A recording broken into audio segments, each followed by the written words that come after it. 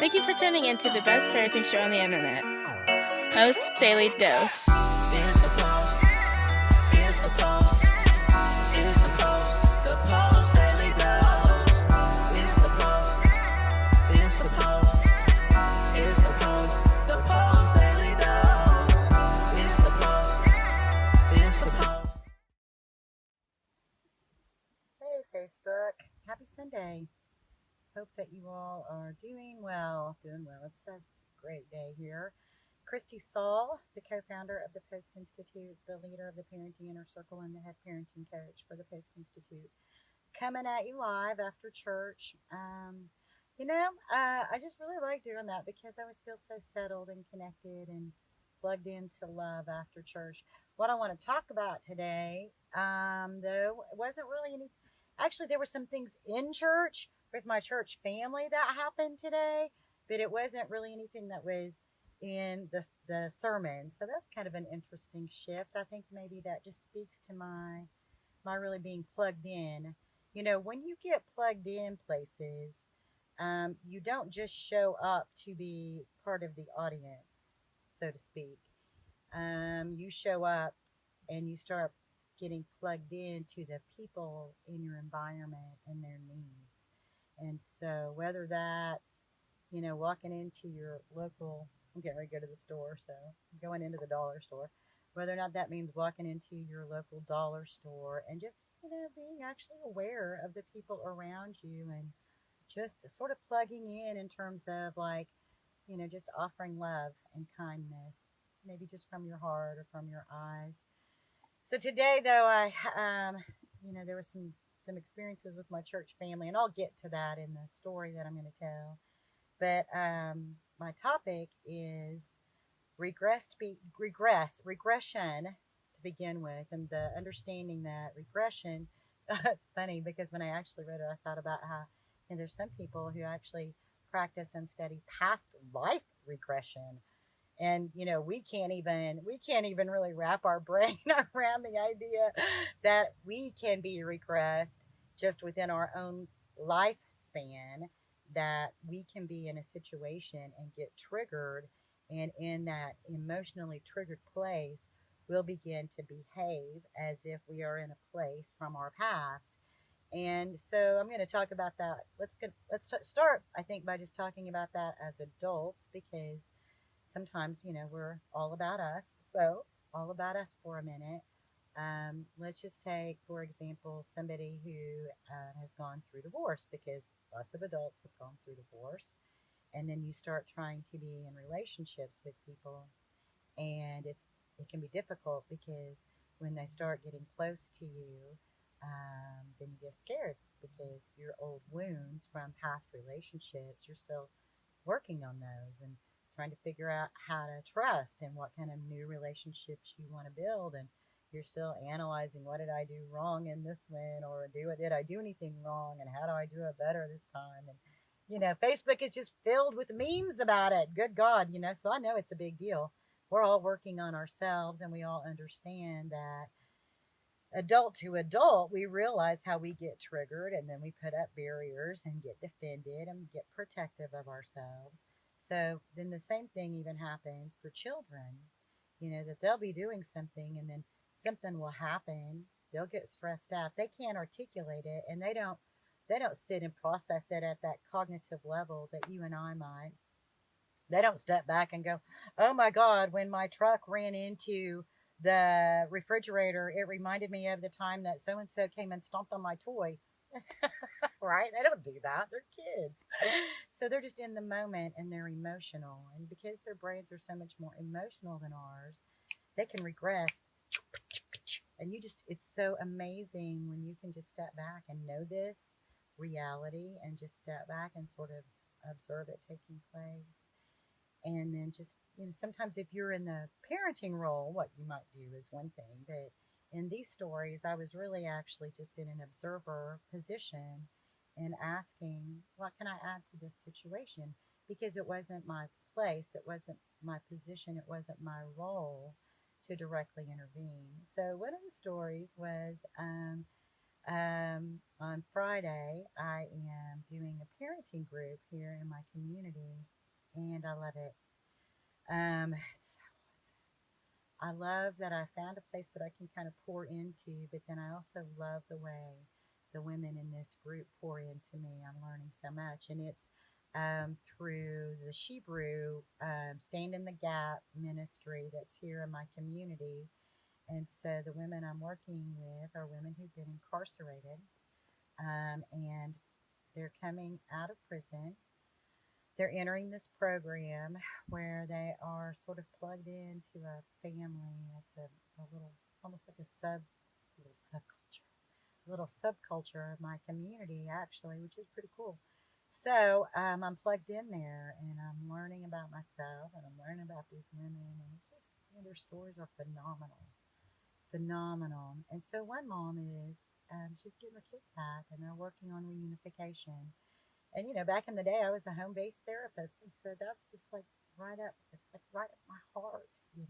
Whoa. But there's some issues, there's some challenges because they've gone through a lot. And this mom, Brian came and did a one-day training, and she was like on it. I mean, she was like, "This is it. This is everything. This is what I've been needing. I've been needing to understand this.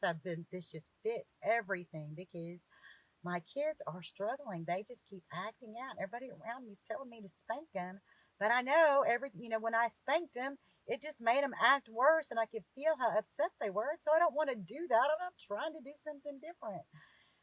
Golly, right? Bless her heart. In a culture, I mean, here we are in this culture that's so inundated with the idea that the only way to help a child behave is to spank them.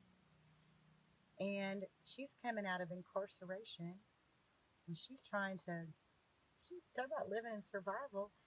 She was one step ahead of it. She is just one step ahead of survival, and she's got, going to court, and she's got fines to pay, I'm sure, in classes, a billion and one classes, and debt. It's like, when does she ever just get to sit and be with her kids and just play with them and love on them? Because these kids are regressed. They're functioning at about 3 and 4 years old most of the time, but their chronological ages are, I think, 6 and 7. I'd have to make sure I'm right about that. And sometimes they'll drop right into 2. So we were having our parenting meeting where we're going through the book From Fear to Love, and it's just a few of us, and the kids were there, and they got triggered. I'm sorry, I'm laughing because it was so evident. It was so evident, and the stress, and there was only 3 of us there. The adult stress, I felt it. I felt my own stress. The mom went and was handling some things, and the other women there looked at me with that, that parent shared look, and I smiled, and I said, "Well, just take a deep breath. They're just kids. It's going to be okay, and Dawn's got this," and she did. She might not have handled it the way I might have handled it, or whoever might have handled it. It doesn't matter. She handled it, and she did great. Nobody had to raise their voices. Nobody had to get hurt. Nobody had to be shamed.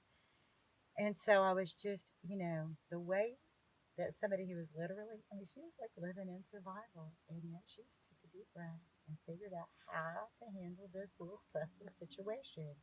Now, had we been out in the community and that happened, and there had been 5 other grown-ups who were injecting an energy towards her of, what's the word? Ridicule. When you see a parent struggling with their child and you see that child is demonstrating regressed behavior, instead of looking at the parent with ridicule, offer just love. Just offer love and offer an energy of including that child in your heart. Just in that moment, just be like empathetic. Like, whew, that is tough. I see they're regressed. You're going to have to pull out your parenting the 2-year-old parenting techniques right here in Walmart with your 8-year-old. But that's what you're going to need to do. When we regress, the regressed child's brain is much more emotional. Look at it. I mean, we see it in grown-ups all the time. We see grown-ups throwing big old temper tantrums right there on the NFL sidelines, right? All the time. When we stress, we regress, and then we begin to lose the ability to articulate and put into words what we're stressed about because our brains are flooded with cortisol. We have to get some oxytocin in there so that we can respond versus react. So that we as adults can use something besides our own behavior. We can inject something other than our own behavior into these situations. Today at church, I saw that get played out with a young man in our church family. He's struggling today. And he's been struggling. And he has a long history of trauma in their whole family. Their whole family has a very long history of trauma. And they're struggling. And I watched, and he's older. But he's really regressed right now. And so he's kind of ranting, and pacing around. And, different people in our church have just been kind of spending time with him after church.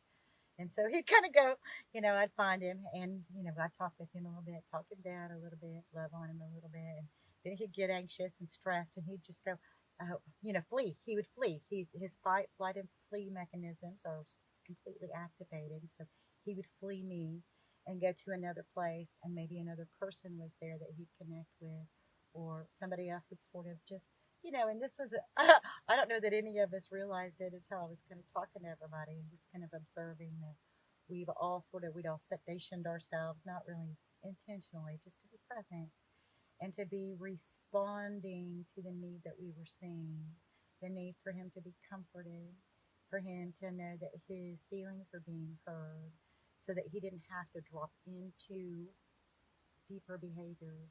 Because that's it, when we stress, we regress. This is true for all of us. It doesn't matter the age. I know it's hard when your 8-year-old starts grabbing stuff at the store or in a public place where, they've regressed to being 2. And when they were 2, the thing is, here's what's hard. When they were 2, they were still on your hip. So you could physically move them away from all the stuff they were grabbing for, and you could teach them, right? When they were 2, you always remembered to have snacks in your bag because you knew that your baby was going to need food. You were prepared for the emotional needs and the physical needs of your baby, right? Because they were 2, but now they're older, but they do this regressed stuff. So we still have to prepare like we're going with the 2-year-old. If that's where they emotionally regress to, if they are prone to emotional regression to that 2-year-old age, and you carry your fidget toys with you, right? It could be electronic, but a lot of times it's better for it not to be. They need something that's really going to give them, it's going to make them focus at a deeper level when it's not fast, clickety-click on our phone. If it's going to be a phone game, make it something that sort of asks them to slow down and focus, not a fast, blingy game. Or, like we used to do before we had these fabulous phones, take a pencil and your paper and be ready to play some hangman or some tic-tac-toe while you're sitting at the table so that you're engaging and interacting with your child, right? I don't care how old they are. I really don't. I don't care how old they are, because it's us, we're being responsible, mature adults, response-able. So we start seeing them getting agitated, and so pull out your pencil and paper and let's play a little hangman while we're here. Let's play, what was that? I Spy. Whatever they're needing, sense the need. But when we're caught up in our own needs, sometimes that's what we're doing on our phone. We're getting our own ego needs met, looking at our Facebook or whatever. How many likes did we get? So we have to learn to put those away. See what's going on with our kids. Play a game. Actually, if you have iPhones, you could at least play a game together with your child on your phone. So that's kind of cool. That can be a fun way to do it. But remember, when we stress, we regress. So in parenting, if you see that your 7-year-old is dropping into 2, I know that's hard, because now your 7-year-old is grabbing candy off the shelf and When they were 2, you could have had them on your hip, right? You could have had them in the basket. You know what? If they're small enough to get in the basket, go ahead and put them in there. And you know what? A lot of times those kids are the kids, they will fall right into when you're home and you get those bottles out, put them back on your lap. Do that deep soothing. Let them go ahead and be where they really are. And when you meet the need that's being presented, then it's gonna dissipate. As long as you're kind of fighting it, as it's like you're trying to fight them into maturing. It's not gonna go. It's not gonna go that way because that need, it's like that crying baby in them. It's just gonna keep crying until the need is met. So just go ahead and meet the need. Offer that love, offer that soothing. I can remember another church story. I can remember in Virginia, taking some of the kids that were in our group home and in our care. These were teenagers. Taking them to church. It's kind of funny. Rhonda, I see you are watching. Rhonda May Rorda. She's a brilliant author. She wrote it's a trilogy about transracial adoption. So here's the truth. Both these kids were black kids, and we went to a quote unquote black church because that was where one of them absolutely loved going to church, and I didn't. I didn't care. I just wanted to go and worship and learn about my community. I wanted to plug in because that's what I like to do. So we're at this church, and I've got these 2. One is a girl, one's a boy, and they're teenagers. And I swear to God, I've got them in my lap like they're babies because over the course of the first 30 minutes of the service, they're getting all antsy, and so I just start rubbing on their backs and loving on them. And the next thing you know, I've got 2 heads, one on each thigh. And I remembered when I was a child and I went to church that my mom would just let me lay her head on her lap and she'd play with my hair. And I could just be loved. I could just be loved by my mom, and I could be loved by my church, and I could listen. I could listen to people talk about God, and it was a calm time. It was just a very calm time. We don't really get that very often. We think, we love to run and play and be really active, but there's also something really beautiful about just calm time. Just lay my head in my mama's lap and let my mama play with my hair, and how good that felt, and listening to God, people talk about God. So yeah, there I was in my church with 2 16-year-olds who had their head in my lap. Because when we get into, I'm sure, and I thought to myself that I hoped that maybe it reminded, maybe they had actually had those experiences. I didn't know. I mean, these were, one was a young lady from foster care, and to ask about that, for her to try to tell a story like that about her family would have been really hard for her. But my hope was maybe she had that with her mama at some point. Excuse me, I felt cold when she was little, and the same with the young man. So I don't know. When we stress, we regress. Meet the need that you see being presented. It's a beautiful thing when we allow ourselves as adults to just take a deep breath and say, what would love tell us to do? What's love telling me to do? Oh, Bethany, I'm glad you like those stories. I love y'all. And Rhonda, hey, it's great to see you. You guys take care. Much love. Happy Sunday.